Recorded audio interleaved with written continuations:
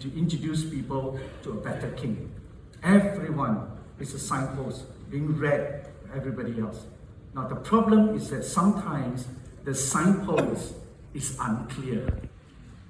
And worse still, sometimes the signpost is pointing in the wrong direction.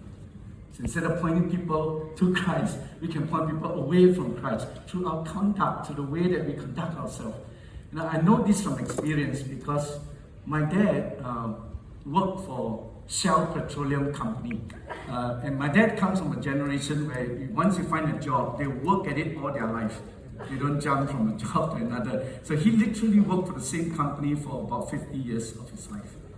And my dad, throughout his entire working life, did not come to the Lord.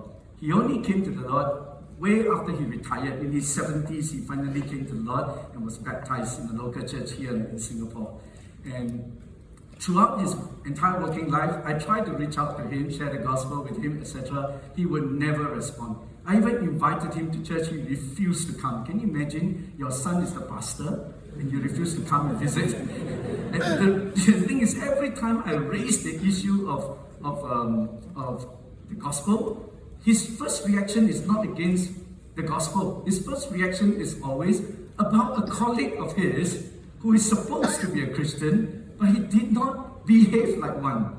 And every time I talk about the gospel, he would straight away go, you know, this guy, he's supposed to be a Christian in my office, but he did this, he did that, he did all kinds of things. They are unbecoming of a decent person.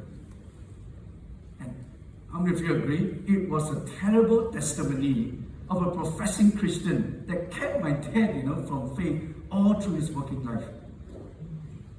You agree? This guy was a terrible signpost.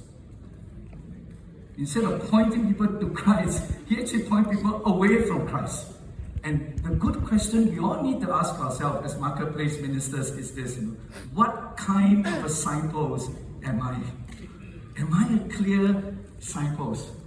And I've been thinking about this a lot, and as a result, I kind of come up with 4 simple things that we all should do in order to become a clear signpost. And I just want to outline that for you. I've been testing it in the church for the last year or two, and we're beginning to see that it can actually work. So here's what I'm thinking about. There are 4 simple things you need to do to become a good signpost that points people in the right direction.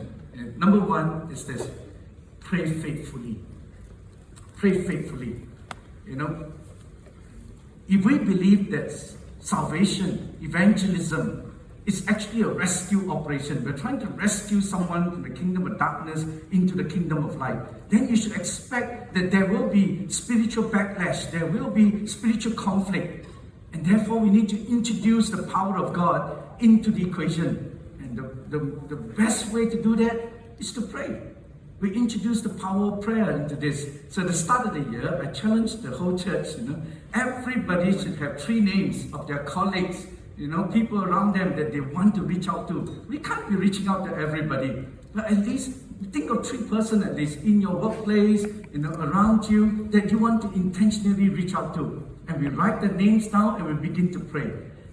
We have a card that has 3 names, and then that card can be broken into 2. One of those cards get into a box. The other card is you take it home and you pray. And we say, pray faithfully.